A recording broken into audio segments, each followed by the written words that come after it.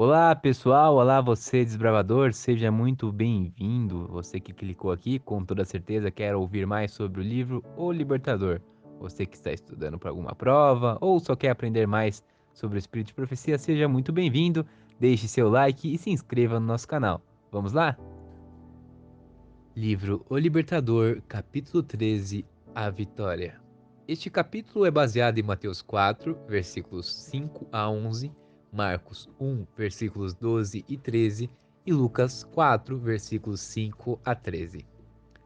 Então o diabo o levou à cidade santa, colocou-o na parte mais alta do templo e lhe disse: Se és o filho de Deus, joga-te daqui para baixo, pois está escrito: Ele dará ordens a seus anjos a seu respeito, e com as mãos eles o segurarão, para que você não tropece em alguma pedra.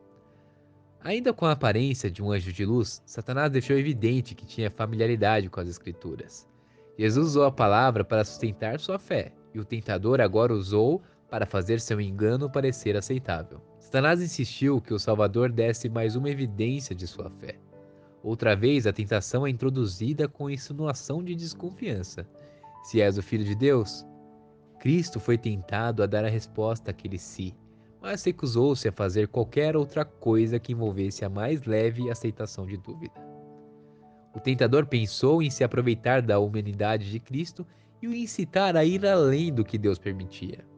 Embora Satanás possa instigar, ele não pode forçar alguém a pecar. Ele disse: Joga-te daqui para baixo, sabendo que ele mesmo não poderia jogá-lo para baixo, tampouco forçá-lo a fazer isso. A menos que Cristo consentisse na tentação, ele não poderia ser vencido. O tentador nunca pode nos forçar a fazer o mal. A vontade deve consentir e a fé se desvencilhar de Cristo, antes de Satanás exercer o seu poder sobre nós. Todo desejo pecaminoso que abrigamos é uma porta aberta por onde ele pode entrar para nos tentar e nos destruir. E a cada fracasso de nossa parte é uma oportunidade que lhe damos para menosprezar a Cristo. Quando Satanás citou a promessa, ele dará ordens a seus anjos a seu respeito, ele omitiu as palavras para que o protejam em todos os seus caminhos, isto é, em todos os caminhos que Deus escolher. Jesus se recusou a sair do caminho da obediência. Ele não forçaria Deus a vir socorrê-lo, pois dessa maneira fracassaria em nos deixar um exemplo de confiança e submissão. Jesus declarou a Satanás: Também está escrito, não ponha à prova o Senhor o seu Deus. Deus já havia demonstrado que Jesus era seu filho. A essa altura, pedir um sinal disso seria pôr à prova a palavra de Deus, tentando-o. Não devemos apresentar nossos pedidos a Deus para provar se ele cumprirá a sua palavra, mas porque ele a cumprirá, não para provar que ele nos ama, mas porque ele nos ama. A presunção é a falsificação da fé criada por Satanás. A fé reclama as promessas de Deus e produz frutos de obediência. A presunção também reclama as promessas, mas usa como desculpa a transgressão. A fé teria levado nossos primeiros pais a confiar no amor de Deus e a obedecer seus mandamentos. A presunção os levou a desobedecer a sua lei, acreditando que seu grande amor os salvaria das consequências de seu pecado. Reclamar o favor do céu sem cumprir as condições sobre as quais Deus concede sua misericórdia não é um sinal de fé. Aventurando-se no terreno de Satanás. Se Satanás puder fazer com que nos coloquemos desnecessariamente nos caminhos da tentação, ele sabe que triunfará. Deus preservará todo aquele que andar na trilha da obediência. Sair dessa trilha é pisar no terreno de Satanás. O Senhor nos instruiu: vigiem e orem para que não caiam em tentação. Muitas vezes, quando somos colocados em uma situação difícil, duvidamos que o Espírito de Deus tem nos guiado. No entanto, foi a orientação do Espírito que levou Jesus ao deserto. Quando Deus nos traz provações, ele tem um propósito a ser alcançado, para o nosso bem. Jesus não escolheu deliberadamente ir ao encontro da tentação, confiando nas promessas de Deus, nem se entregou a sentimentos de desespero quando lhe veio a tentação. Nós, tampouco, devemos fazer isso. Jesus foi o vencedor na segunda tentação. Somente então Satanás mostrou o verdadeiro caráter. Como um anjo poderoso, embora caído, ele se proclamou líder da rebelião e Deus deste mundo.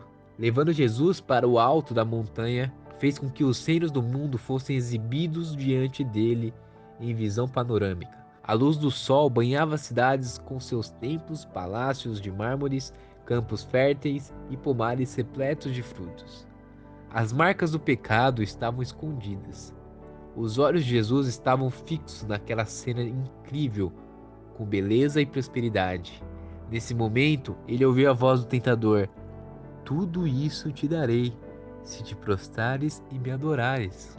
Diante de Cristo estava uma vida de tristeza, dificuldades, conflitos e vergonhosa morte. Cristo poderia se livrar desse terrível futuro, reconhecendo a supremacia de Satanás.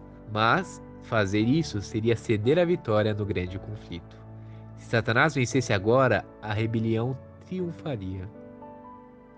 Cristo não podia ser comprado. Quando o tentador ofereceu a Cristo o reino e a glória do mundo, ele estava propondo que Cristo governasse em sujeição a Satanás. Esse era o mesmo tipo de governo no qual os judeus tinham colocado sua esperança. Eles desejavam o reino deste mundo. Cristo declarou para o Redentor: retire-se, Satanás, pois está escrito: adore o Senhor, o seu Deus, e só a ele preste culto. Cristo não seria comprado, ele veio para estabelecer um reino de justiça e não abandonaria seu plano. Satanás aborda as pessoas com a mesma tentação, e nisso ele tem alcançado mais sucesso do que Cristo. Ele oferece para elas o reino deste mundo sob a condição de que sacrifiquem a integridade, não atendam à consciência, condescendam com o egoísmo e reconheçam a sua supremacia. Seja qual for a verdade sobre a vida eterna, para que tenha sucesso neste mundo, você tem que me servir. Posso lhe dar riquezas, prazeres, honra e felicidade. Não se deixe levar por ideias de honestidade ou abnegação. Assim, muitas pessoas concordam em viver para o próprio eu, deixando Satanás satisfeito. Contudo, ele oferece o que não tem para dar, mas isso, muito em breve, lhe será tirado. Em troca, ele as engana para tirar delas o título de filhos herdeiros de Deus, inimigo derrotado. Quando Jesus os dispensou com grande autoridade, Satanás já tinha a prova de que ele era o Filho de Deus. A divindade brilhou através da humanidade sofredora. Contorcendo-se de humilhação e raiva, Satanás foi forçado a se retirar da presença do Redentor do mundo. A vitória de Cristo foi tão completa quanto havia sido o fracasso de Adão.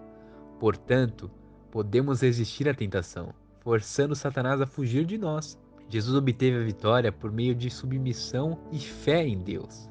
Por intermédio do apóstolo, ele nos diz: submetam-se a Deus, resistam ao diabo, e ele fugirá de vocês. Aproxime-se de Deus, e ele se aproximará de vocês. O nome do Senhor é uma torre forte. Os justos correm para ela e estão seguros. Satanás estremece diante da mais fraca pessoa que encontra refúgio nesse poderoso nome. Depois que o inimigo se retirou, Jesus caiu por terra, exausto, com palidez da morte estampada em seu rosto. Anjos estiveram observando seu amado comandante enquanto ele passava pelo teste, maior que qualquer um que sejamos chamados a enfrentar. Eles agora davam assistência ao Filho de Deus ali prostrado, qual o moribundo. Eles o fortaleceram, dando-lhe comida, e o confortaram com a certeza de que o céu triunfara com a sua vitória. Reanimado, seu enorme coração pulsou forte em simpatia pela humanidade, e ele seguiu seu caminho para completar a obra que tinha iniciado. Não descansaria até que o inimigo tivesse completamente derrotado e a raça humana redimida. Nunca poderemos compreender o custo da redenção até que o remido compareça com o Redentor diante do trono de Deus. Somente então, quando as glórias do lar eterno transbordarem de nossos sentidos deleitados, nos lembraremos de que Jesus deixou tudo aquilo por nós e que ele assumiu o risco de fracassar e de se perder eternamente. Digno é o Cordeiro que foi morto de receber poder, riqueza, sabedoria, força, honra, glória e louvor.